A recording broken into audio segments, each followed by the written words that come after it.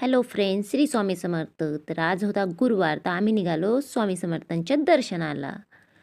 तर हा आहे आमचा घरकुल चौक. याच्याच पुढे इथून समोर गेले तर आहे आमचं महाराजांचं मंदिर. थोड्याच अंतरावर इथून आम्ही इथे पोचलो. इथे समोरच होते पूजेची काही साहित्याची शॉप. तर आम्ही इथे प्रवेशद्वारावर महाराजांच्या पोचलो आणि इथे एंट्री केली आत. तर इथे भरपूर गुरुवारची गर्दी होती. तर हे आहे महादेवाचं मंदिर. यांचं दर्शन घेतलं आणि नंतर आम्ही लागलो महाराजांच्या दर्शनासाठी लाईनमध्ये. तर आम्ही 2-2 पाऊल टाकत असे लाईनमध्ये सरकत होतो. तर इथे 2 ते 3 लाईन्स होत्या. गुरुवार असल्यामुळे इथे भरपूर गर्दी होती आज, आणि दर गुरुवारीच राहते गर्दी.